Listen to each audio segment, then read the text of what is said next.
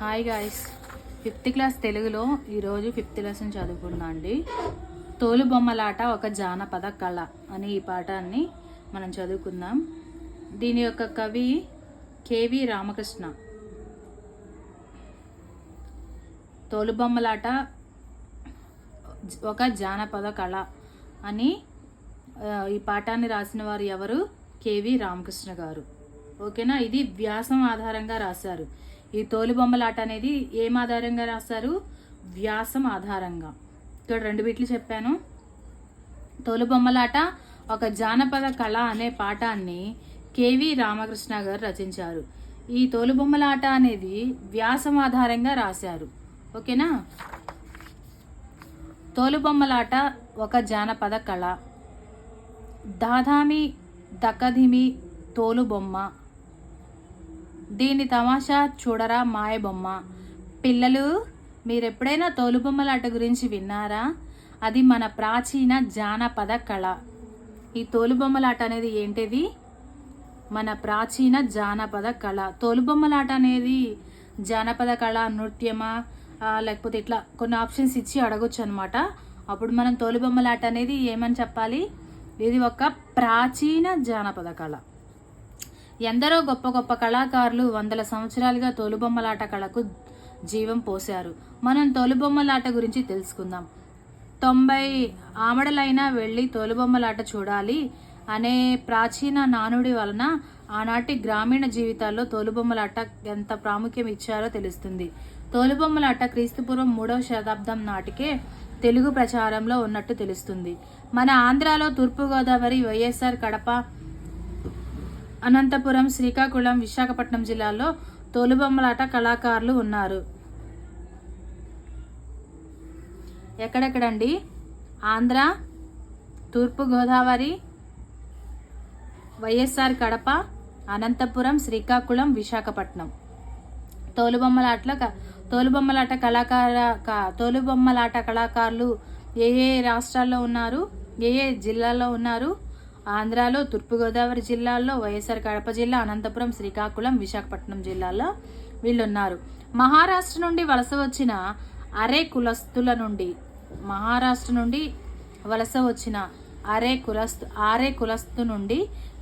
నుండి ఈ తోలుబొమ్మలాట ఇతర కులస్తులు నేర్చుకున్నారు. ఈ తోలుబొమ్మలాట అనేది ఎవరి కులస్తుల నుండి నేర్చుకున్నారు? ఆర్య కులస్తుల నుండి. వారు ఎక్కడి నుండి వచ్చారు? మహారాష్ట్ర నుండి వచ్చారు. ఓకేనా. ఈ తోలుబొమ్మలాట అనేది అసలు ఎక్కడి నుంచి మనకు వచ్చింది? మహారాష్ట్ర నుండి వచ్చిన ఆర్య కులస్తుల నుండి మనకు ఈ తోలుబొమ్మలాట అనేది వచ్చింది. మన ఆంధ్రాలో కూడా ఉంది, తూర్పుగోదావరిలో, వైఎస్ఆర్, కడపలో, అనంతపురం, శ్రీకాకుళం, విశాఖపట్నం జిల్లాలో ఈ తోలుబొమ్మలాట కళాకారులు ఉన్నారు. తోలుబొమ్మల తయారీలో జంతు చర్మాలను ఉపయోగిస్తారు. ఈ తోలుబొమ్మల తయారీకి వేటిని ఉపయోగిస్తారు? జంతు చర్మాలను ఉపయోగిస్తారు. ఇవి అన్ని కాలాలకు అనుకూలంగా ఉంటాయి. తోలుబొమ్మలు 1 అడుగు నుండి 4-5 అడుగుల ఎత్తు వరకు తయారు చేసుకుంటారు. ప్రకృతి పరంగా దొరికే మోదుగు పువ్వు, బంక, దీపపు మసి వంటి సహజ సిద్ధమైన రంగులను తోలుబొమ్మలకు వాడడం వల్ల వాటికి ఎటువంటి హాని జరగకుండా ఉంటుంది. ఏమేమి వాడుతున్నారు చూడండి. మోదుగు పువ్వు, బంక, దీపపు మసి వంటి సహజ సిద్ధమైన రంగులను తోలుబొమ్మలకు వాడడం వల్ల వాటికి ఎటువంటి హాని జరగకుండా ఉంటుంది. బొమ్మలను తెర మీద ఆడించడానికి అనుకూలంగా వెదురు బద్దను బొమ్మ మధ్య భాగంలో కడతారు. బొమ్మను ఆడించడానికి ఈ వెదురు బద్ద ఆధారంగా ఉంటుంది. 3 వైపులు మూసి ఉన్న పందిరి వేసి ముందు వైపు తెరలాగి పల్చటి తెల్లని బట్ట కడతారు. ప్రదర్శనకు 6 నుంచి 8 మంది కళాకారులు ఉంటారు. ప్రదర్శనకి ఎంతమంది కళాకారులు ఉంటారు? ఈ తోలుబొమ్మలాటలో 6 నుంచి 8 మంది కళాకారులు ఉంటారు. కథలో స్త్రీ పాత్ర వచ్చినప్పుడు స్త్రీలు, పురుష పాత్ర వచ్చినప్పుడు పురుషులే పాట పాడతారు. వంతలు హార్మోనియం మధ్యలో తాళాలు వాయిస్తూ వంత పాడతారు. ఏమేమి ఉపయోగిస్తారు?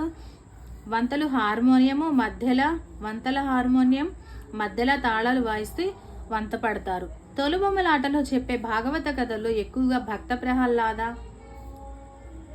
సావిత్రి, కృష్ణలీలలు మొదలైనవి ఉంటాయి. తోలుబొమ్మలాటలో ఎక్కువగా చెప్పే భాగవత కథల్లో ఏమేమి ఉంటాయి? భాగవత కథలు, ప్రహ్లాద, సావిత్రి, కృష్ణలీలలు ఇవేంటయి? భాగవత కథలు. ఈ ఎక్కడ చెప్తారు? తోలుబొమ్మలాటలో చెప్తారనమాట. ఓకేనా? భాగవత కథలు ఏంటి? ప్రహ్లాద, సావిత్రి, కృష్ణలీలలు ఇవి తోలుబొమ్మలాటలో చెప్తారు. 3 రోజుల పాటు ప్రదర్శిస్తారనమాట. రామాయణ, భారత, భాగవత కథా వస్తువులతో పాటు సమాజానికి అవసరమైన వేమన, సుమతి, నీతి శతకాలతో పద్యాలను, శ్లోకాలను, సూక్తులను, నీతి వాక్యాలను, సామెతలను సందర్భానుసారంగా ఉపయోగిస్తారు. ఈ రామాయణ, భారత, భాగవత కథా వస్తువులతో పాటు అవసరమైనప్పుడు వేమన, సుమతి, నీతి శతకాల్లో పద్యాలు, శ్లోకాలు, సూక్తులు, నీతి వాక్యాలు, సామెతలు సందర్భానుసారంగా మధ్య మధ్యలో వాడుతూ ఉంటారనమాట. కథ ప్రారంభానికి ముందుగా గణపతి ప్రార్థన చేస్తారు. ఈ తోలుబొమ్మలాట కథ ప్రారంభానికి ముందుగా ఏం చేస్తారు? గణపతి ప్రార్థన చేస్తారు.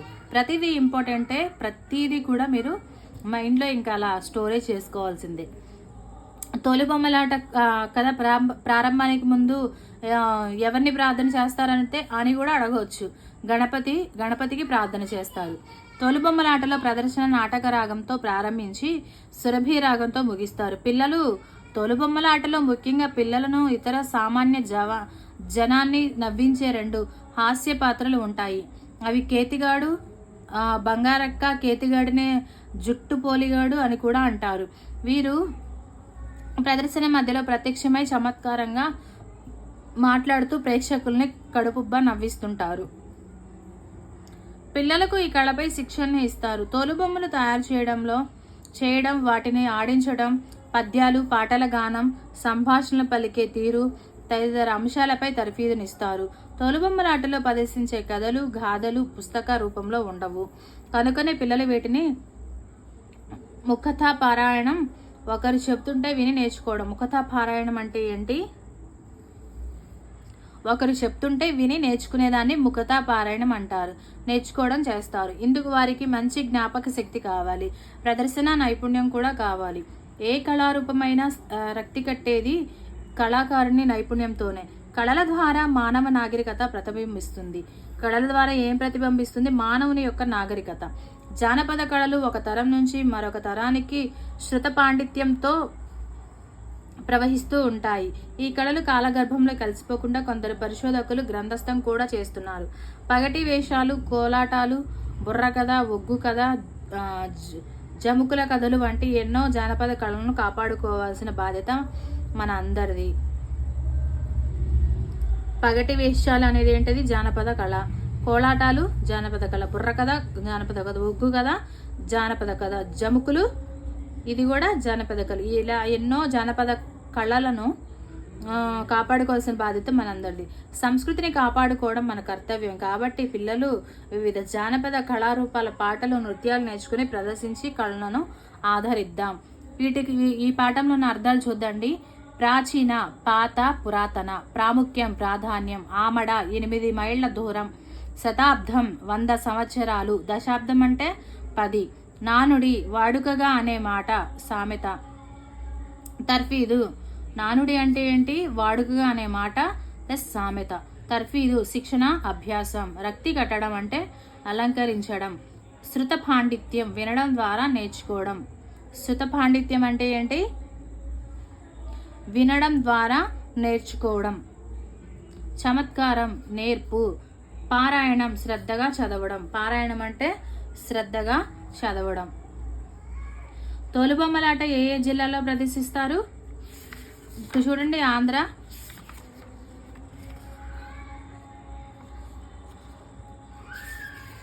ఫస్టే చూసాం కదా.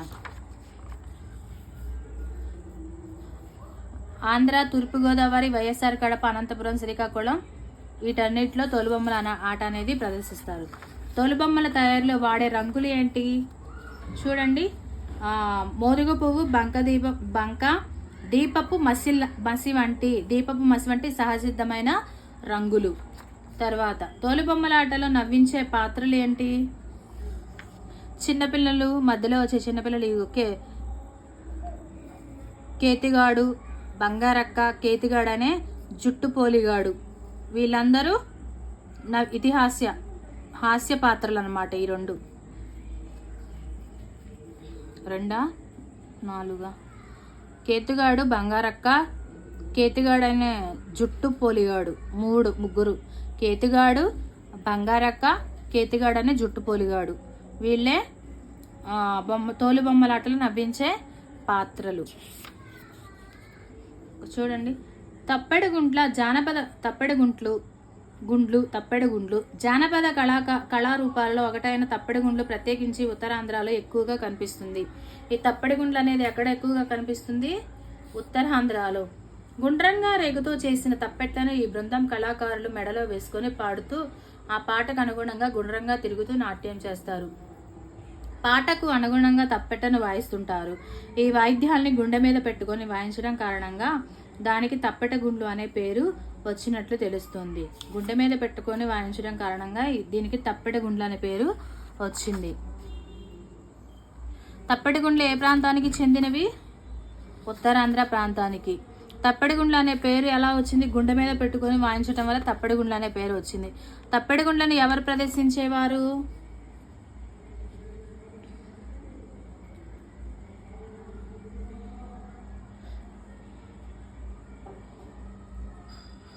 కళాకారుల బృందం. జానపద కళారూపంలో ఒకటైన తప్పెడగుండ్లు ఉత్తరాంధ్ర రేకుతో ఈ బృందం కళాకారుల బృందం. ఓకేనా? ఈ పారాగ్రాఫ్ ఇచ్చి క్వశ్చన్ అనేది మనం రాయగలం కదా. వీటిని నేను చదవట్లేదు, పారాగ్రాఫ్ ఇచ్చి క్వశ్చన్ మనం రాయగలం. తర్వాత చూద్దండి. ఇక్కడ జానపద కళల పేర్లు చూడండి. కోలాటం, తప్పెడగుండ్లు, పగటి వేషం, ఒగ్గు కథ, భారతం, పులివేషం, హరికథ, డప్పు, సేవగరిడి, బుర్రకథ, ధింస, పెట్టల దొర, గుస్సాడి, గంగిరెద్దులు, సాముగరిడి. ఇవన్నీ కూడా జానపద కళలు. గుర్తుపెట్టుకోండి. ఈ క్రింది వారిలో జానపద కళ ఏదని ఒక జానపద కళ ఇచ్చి మిగిలినవన్నీ వేరే ఇవ్వచ్చు. అప్పుడు మనం గుర్తుపట్టగలిగేలాగా ఉండాలి. ఇక్కడ చూడండి సామెతలు ఇచ్చారు. రోట్లో తలదూర్చి రోకటి పోటుకు వెరిచినట్లు. దీని అర్థం రాయమంటున్నారు. ఏమో నేను అనుకుంటున్నా గొడవల్లో తలదూర్చడం వల్ల మనకే దెబ్బ తగిలిద్దేమో అని అనుకుంటున్నా. నేను కరెక్ట్గా తెలిస్తే నాకు కామెంట్లో చేయండి. నేనైతే ఇది అనుకున్నా. ఆవులిస్తే పేగులు లెక్క పెట్టడం అంటే వాళ్ళు ఏముందో పూర్తిగా తెలుసుకోవడం, వాళ్ళు చెప్పేది నిజమా కాదా అని ఐడెంటిఫై చేయడం అనుకుంటా. ఇది కుక్క కాటకు కాకి పిల్ల కాకికి ముద్దు, కుక్క కాటకు చెప్పు దెబ్బ, మొక్కై వంగనిది మానే వంగున, అదిగో అంటే ఇదిగో అన్నట్ల. ఇది నాకు తెలియదండి. కామెంట్ చేయండి మీకు తెలిస్తే. ఇది ఇంట్లో మోత బయట ఇంట్లో ఇది కూడా నాకు తెలియట్లేదండి, గుర్తు రావట్లేదు. విన్నాను, గుర్తు రావట్లేదు. మీకు తెలిస్తే కామెంట్ చేయండి. తర్వాత ఊరు మంచిదైతే నోరు మంచిదైతే ఊరు మంచిది అవుతుంది. ఓకేనా? ఇక్కడ చూడండి సృజనాత్మకత అని ఇచ్చారు. తోలుబొమ్మల్లాగే మనం గుడ్డతో బొమ్మలు, కాగితంతో బొమ్మలు తయారు చేసుకోవచ్చు. ఇక్కడ వేలికి తొడిగే కాగితపు బొమ్మలను చూడండి. ఇలాంటివి తయారు చేద్దామా?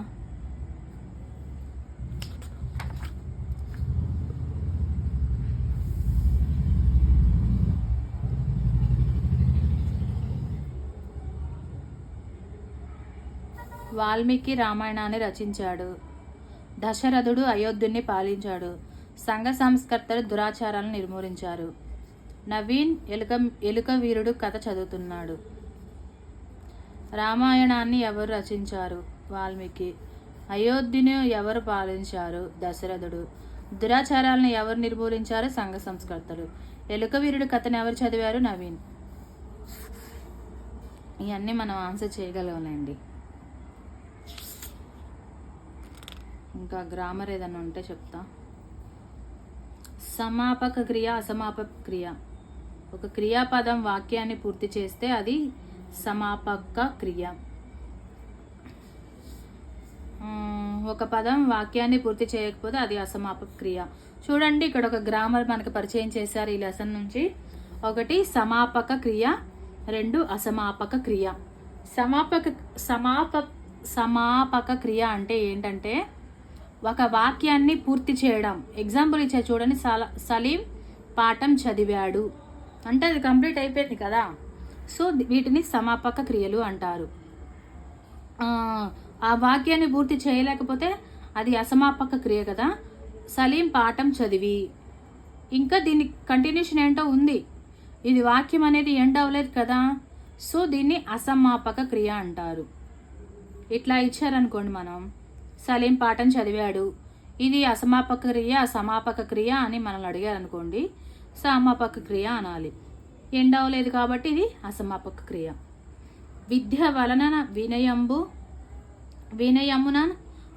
వినయమునను బడయు పాత్రత వలన ధనము వలన ధర్మంబు, దాని వలన ఐహిక ముష్కిక సుఖంబులందు నరుడు. దీని భావం చూద్దాం.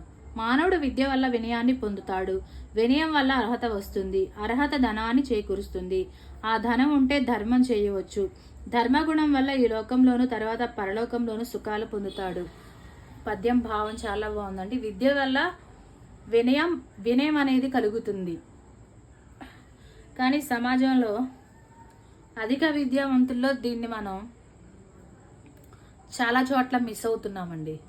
విద్య వల్ల వినయం అనేది మనలో రావాలి, వినయం వల్ల మనకు అర్హత అనేది వస్తుంది, ఆ అర్హత అనేది ధనాన్ని చేకూరుస్తుంది, ఆ ధనం ఉంటే ధర్మం చేయొచ్చు, ధర్మగుణం వల్ల ఈ లోకంలోను పరలోకంలోను సుఖాలు మనం పొందుతావు. ఇది 100% నిజం.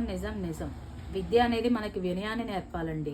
ఆ వినయమే మనకు ఒక అర్హత ఇచ్చిద్ది, ఆ అర్హత ద్వారానే మనకి ధనం అనేది వస్తుంది, ఆ ధనంతో మనం ధర్మం చేయొచ్చు, ఆ ధర్మం వల్ల మనకి ఈ లోకంలోనూ బాగుంటుంది, పరలోకంలోనూ బాగుంటుంది. ఈ పద్యాన్ని రాసిన వారు ఎవరు? భర్తృహరి సుభాషితం. ఓకేనా? ఈ పద్యం గుర్తుపెట్టుకోండి, ఇది ఎవరు రాశారో కూడా గుర్తుపెట్టుకోండి. ఈ లెసన్ అయితే అయిపోయిందండి. ఇక్కడ కూచిపూడి నృత్యం గురించి కొంత మ్యాటర్ ఇచ్చారు, ఒకసారి చదివేస్తా వినండి. కూచిపూడి నృత్యం తెలుగువారి ప్రత్యేక నృత్య రీతి. ఇది ఎవరిది? తెలుగువారి ప్రత్యేక నృత్య రీతి.